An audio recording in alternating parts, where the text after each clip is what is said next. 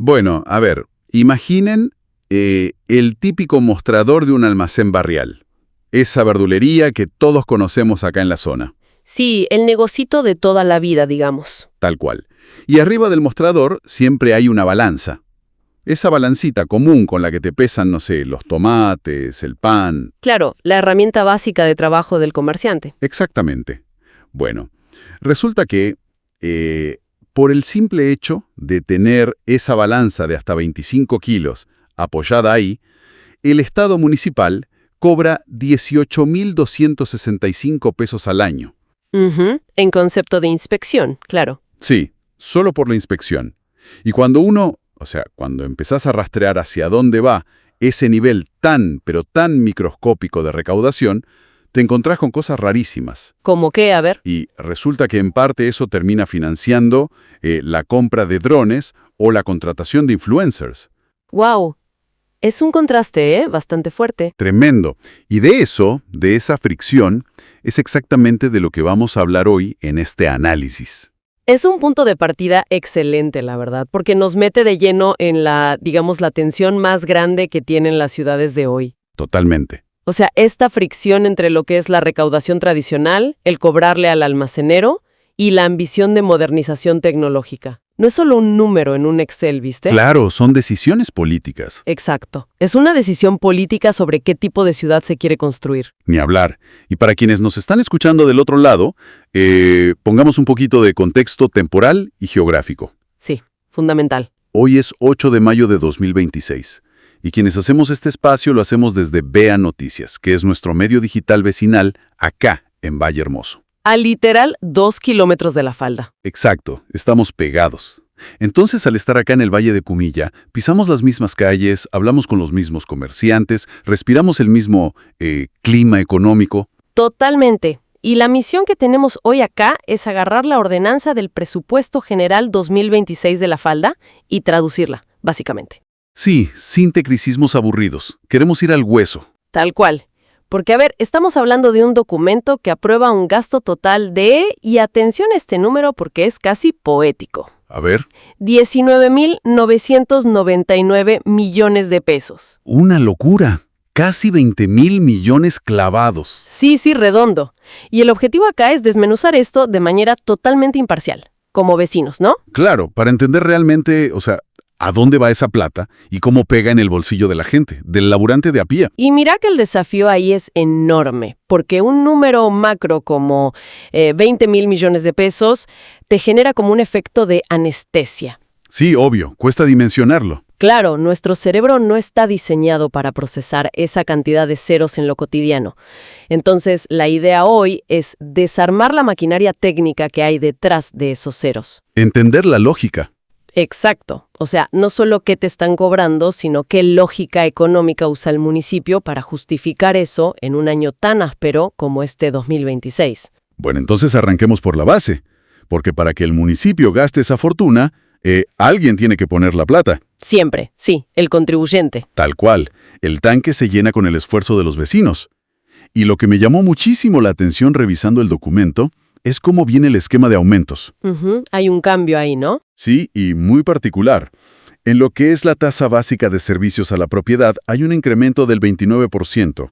Pero, ojo, esto es solo para el primer semestre. Claro, la primera mitad del año. Exacto. Pero a partir de julio, el texto dice que se va a ajustar según el IPC, el índice de precios al consumidor. Y acá te pregunto, explícame la ingeniería detrás de esto. A ver, digamos que es una jugada fiscal muy, muy sofisticada. ¿Sí? Sí. Y desde la perspectiva del Estado municipal, es súper prudente. Históricamente, las munis fijaban un aumento anual. No sé, digamos un 50% para todo el año. Claro, clavaban un número y listo. Exacto. Pero ¿qué pasaba? Si la inflación terminaba siendo del 80, el municipio se desfinanciaba, perdía plata real, y después no podía pagar los servicios básicos. Lógico, se los comía la inflación. Tal cual. Entonces, al clavar un 29% fijo ahora en el arranque, absorben el impacto inicial. Y al atar el segundo semestre al IPC... crean un blindaje. Exactamente. Crean un blindaje inflacionario. El municipio traslada el riesgo económico. Se aseguran de que si todo se descontrola en la segunda mitad del año, su recaudación sube mes a mes automáticamente. O sea, el Estado municipal se blinda y garantiza su caja. Administrativamente, cierra perfecto. Pero pensémoslo desde la calle, desde el vecino. Ahí cambia la cosa. Y sí, porque el riesgo que el municipio se saca de encima cae directo en la espalda del contribuyente. Totalmente. Porque, a ver, el sueldo del empleado de comercio o de una docente de la falda no se ajusta con el IPC mágicamente el primer día de cada mes. No, ojalá. Viene siempre corriendo de atrás. Exacto. Y acá es donde el presupuesto te presenta unos supuestos beneficios que, sinceramente, me generan dudas. A ver, los descuentos por pago anticipado. Esos mismos. Te dicen, mira, te damos un 10% de descuento si pagas todo el semestre junto en enero, un 8% si pagas antes del día 10. ¿Y el de contribuyente cumplidor? Claro, un 20% extra si no tenés deudas hace 150 días. Mi pregunta es, con la economía barrial como está hoy, ¿quién puede ir en pleno enero y poner la plata de 6 meses todos juntos? Muy poca gente, la verdad. O sea, es como las promos del súper, donde te hacen descuentos y llevas la caja de 3 docenas. Si apenas te alcanza para el día a día, el descuento es inalcanzable. Termina siendo un premio solo para el que ya tiene espalda financiera. ¿Sí? Estás planteando una cuestión central de la economía tributaria. O sea, la barrera de liquidez. Sobre el papel, el municipio aplica un principio financiero básico. Que es tener la plata hoy. Exacto, el valor del dinero en el tiempo. Ellos prefieren cobrar un poco menos hoy, pero tener la guita en mano para pagar sueldos o hacerla rendir, antes que cobrar todo a fin de año cuando esa plata ya vale mucho menos. Claro, la lógica financiera es impecable. Sí, pero tenés razón en el efecto práctico en la calle. Estos sistemas terminan funcionando como un premio a la liquidez. El que tiene capacidad de ahorro aprovecha el descuento. Y paga menos. Claro, paga menos por el mismo servicio de alumbrado o barrido, mientras que el vecino que vive al día, que tiene que elegir entre pagar la luz o la MUNI, termina pagando la tarifa plena. Subsidia al que tiene plata, básicamente. De alguna manera sí. El que menos liquidez tiene subsidia el descuento del que sí pudo pagar en enero. Es brutal cuando lo desarmas así. Y esa misma plata que entra, la ordenanza la reparte con una precisión que asusta. Quirúrgica. Sí, tienen todo recontracuotificado. Un 20% extra va directo a sostener el sistema de salud. Un 4% va a los bomberos voluntarios. Otro 20% al Fondo de Prevención Ciudadana. Claro, los adicionales. Exacto. Y ya que hablamos del esfuerzo del vecino de a pie, quiero llevarte de nuevo al esfuerzo del comerciante local. Lo que hablábamos al principio. Lo de las balanzas. Sí, porque me metí de lleno a revisar los derechos de inspección y contraste de pesas y medidas. Lo que le cobran a los negocios por verificar que miden bien. Ah, ese rubro es fascinante desde el derecho tributario. Porque, digamos, técnicamente no es un impuesto. Ah, no. No, es una tasa. O sea, el municipio te cobra por la prestación de un servicio concreto. En este caso, ir e inspeccionar físicamente el aparato. Bueno, pero escucha los valores para este 2026, porque son tremendos. Por una balancita chica de almacén, 18 lucas. Si tenés un corralón o una carnicería grande, con una balanza de hasta 2,000 kilos, son 46,020 pesos. Claro, va escalando. Y no termina ahí. Las básculas para camiones superan los 109,000 pesos. Y si sos dueño de una estación de servicio, agárrate. A ver. 76,310 pesos por cada surtidor doble que te van a inspeccionar. Es ir a secarle plata al milímetro del tejido productivo. Sí, a esto en finanzas públicas se le llama presión fiscal por microsegmentación. Explícame eso. La lógica es súper simple. Una casa puede tener deudas de impuestos, un auto también, pero un comercio necesita habilitación constante para poder abrir la persiana. Claro, no pueden operar en la clandestinidad. Exacto.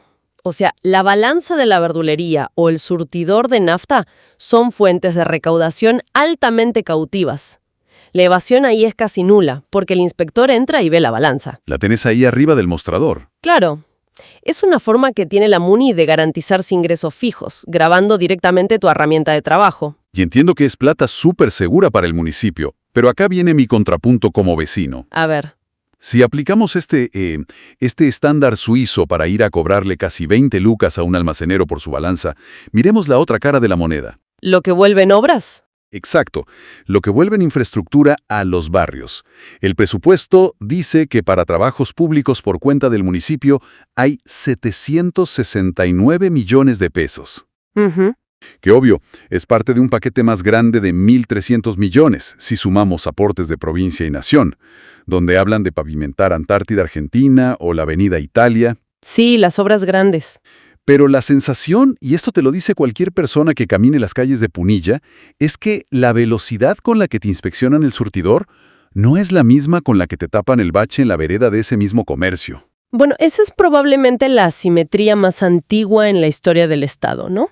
Y sí, lamentablemente. O sea, el engranaje para recaudar siempre, pero siempre es más rápido que el engranaje para ejecutar. ¿Por qué es tan marcado eso? Porque para cobrarte una tasa, la MUNI solo emite un cedulón digital y el sistema te lo procesa en milisegundos. Pero para tapar ese bache en la Avenida Italia tenés que hacer una licitación. Claro, los tiempos burocráticos. Licitación, comprar asfalto que encima varía con el dólar, rogar que no llueva, coordinar cuadrillas. Dicho esto, tu lectura es la reacción ciudadana más lógica del mundo. Es que da bronca. Totalmente. Porque esa granularidad fiscal de la que hablábamos exige por un contrato social básico una granularidad operativa. O sea que me devuelvan el mismo nivel de detalle. Exacto. Si el Estado sabe exactamente cuánto pesa mi balanza, yo como vecino espero que el Estado sepa exactamente dónde está el pozo en la puerta de mi casa. Tal cual. Y esa tensión entre lo que se recauda con lupa y cómo se gasta nos lleva al choque, diría yo, más fuerte que tiene este presupuesto 2026. A ver, ¿a qué te referís? Y, revisando los números, llegué a una contradicción que es gigante. Porque, a ver, hace muy poquitas semanas, el intendente de La Falda, Javier Diminger, salió a dar un mensaje de austeridad clarísimo. Sí, me acuerdo, lo de los sueldos. Anunció el congelamiento de los sueldos de la planta política hasta fin de año, porque la situación económica a nivel nacional y provincial no da para más, aprieta mucho. Es real, sí. De hecho, el propio texto del presupuesto que estamos analizando, en el área de recursos humanos, justifica los números diciendo textual que deben operar en tiempos de austeridad y desafíos. Bueno, como señal política, congelar sueldos es un gesto recontrafuerte de ortodoxia fiscal. Sí, obvio. Es decirle a la comunidad, bueno, el ajuste empieza por casa. Además, en momentos donde el consumo cae tanto, las intendencias saben que la cobrabilidad de las tasas se desploma. La gente deja de pagar. Entonces, la austeridad administrativa parece ser como el único camino para sobrevivir. Claro, pero... A ver, acompáñame en esta lectura, porque acá admito que me perdí un poco. Dale. Si el discurso central es la austeridad, y el vecino está haciendo un esfuerzo bárbaro para pagar tasas que encima suben con la inflación, Ujú. me voy al área de la Secretaría de Comunicación y Modernización. Y de repente la palabra austeridad no aparece por ningún lado. ¿Qué encontraste ahí? El texto detalla expresamente la adquisición de, cito, nuevo equipamiento tecnológico tales como drones y smartphones. Drones y celulares, claro. Pero además, y esto es lo que más ruido me hace en la calle, el presupuesto detalla la contratación de influencers para captar a un público más joven. Ponen de ejemplo la difusión de la fiesta del alfajor. Ujú. Y encima, el Centro de Innovación Tecnológica, el famoso CIT, se lleva una asignación de más de 81 millones de pesos. 81 millones. Es un número importantísimo, sí. Entonces te pregunto, ¿cómo convive el congelamiento de sueldos políticos por austeridad con gastar millones en drones e influencers? O sea, ¿hay una falla lógica acá o me estoy perdiendo de alguna estrategia genial? A ver, yo entiendo tu sorpresa y la de cualquiera que escuche esto. Pero tratemos de analizar el mecanismo que opera detrás, porque no es simplemente un error de tipeo o un capricho. Bueno, a ver, te escucho. Lo que estamos viendo en La Falda es la implementación a nivel local de lo que globalmente se llama un ecosistema GovTech. Bueno, frena ahí. Ecosistema GovTech. Suena espectacular para un paper universitario, pero traducímelo al Valle de Punilla. ¿Qué significa eso en la vida real? GovTech significa, en criollo, usar tecnología para que el gobierno funcione y se venda de otra manera. Ajá. Y en ciudades de nuestro valle, donde el PBI depende casi exclusivamente del turismo, la estrategia de marketing cambió por completo. O sea, ya no va más el folleto. Exacto. O la pauta millonaria en un canal de Buenos Aires para promocionar la fiesta del alfajor. Hoy esa inversión mutó. Va a las redes. Tal cual. Las métricas de turismo te muestran que el segmento sub-35, que es el que más tracciona turismo de fin de semana, toma decisiones de viaje mirando TikTok o Instagram. Sí, totalmente. Miran un reel y dicen, vamos para allá. Exacto. Entonces, desde la visión del municipio, pagarle un influencer o comprar un dron para hacer unas tomas aéreas bien zarpadas no es un, digamos, lujo frívolo. Lo ven como infraestructura. Es infraestructura pura para poder competir contra otros valles turísticos del país que están haciendo exactamente lo mismo. Y sobre los 81 millones para el Centro de Innovación. Sí, eso es muchísima plata. La apuesta macro es diversificar la matriz. Quieren que la falda no viva solamente de la temporada de verano y de las vacaciones de julio. Quieren generar y exportar servicios digitales todo el año. A ver, te sigo. Y la verdad que entiendo el argumento de competir a nivel turístico a largo plazo. Claro. Pero mi rol acá es poner eso frente a la realidad del corto plazo, porque el presupuesto de este año se ejecuta y se paga este año. Sí, totalmente. Y el problema es el contraste material en la calle. O sea, ¿cómo vas al barrio a explicarle a una familia que le subieron el impuesto al cementerio un 30%, pero que es recontra fundamental contratar creadores de contenido para redes? Es muy difícil de comunicar, es cierto. Es que esa fricción salta a la vista enseguida. Se vuelve indiscutible cuando cruzas los gastos de tecnología con las urgencias reales, concretamente con la salud pública. Bueno, ahí entramos en un terreno delicado, porque el contraste en las finanzas públicas siempre se define en el costo de oportunidad. ¿Cómo sería eso? Cada peso que el Estado destina a un dron es un peso que automáticamente no va a otro lado. Y el área de salud es el termómetro más sensible que tiene cualquier presupuesto municipal. Totalmente. Miremos los números fríos de salud. El presupuesto total de esa área ronda los 2.200 millones de pesos. Cautiva, del que hablábamos antes. Exacto. Y a ver, operativamente y financieramente, 2.200 millones te arma una estructura robusta. Sí. Te permite pagar los sueldos de los médicos de guardia, mantener los dispensarios, pagar la luz, los servicios básicos para que estén abiertos 24 horas. Obvio, mantiene la rueda girando. El hospital no cierra. Claro. Pero el diablo siempre está en los detalles, ¿no?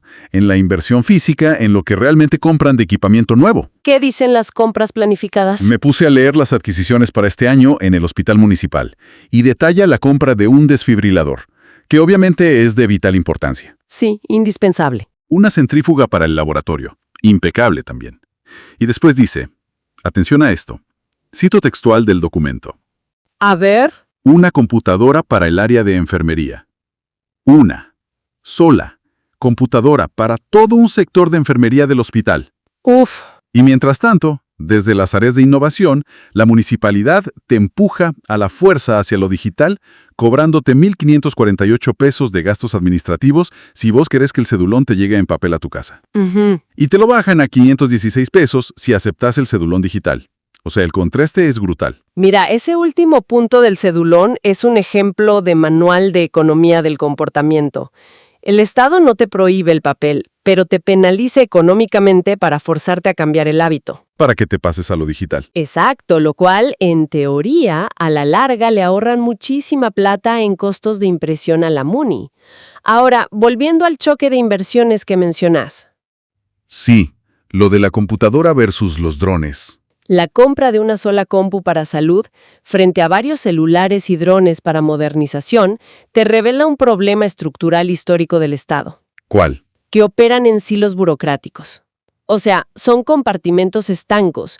La Secretaría de Salud tiene que planificar sus compras peleando contra los costos astronómicos de los insumos médicos. Que encima están todos atados al dólar. Exactamente. Un desfibrilador te consume casi todo el margen de maniobra.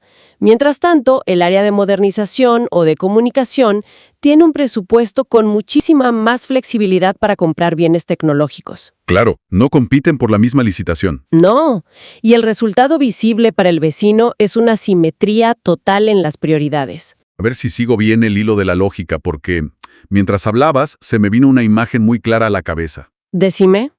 Esto es como si una familia estuviera armando una casa inteligente.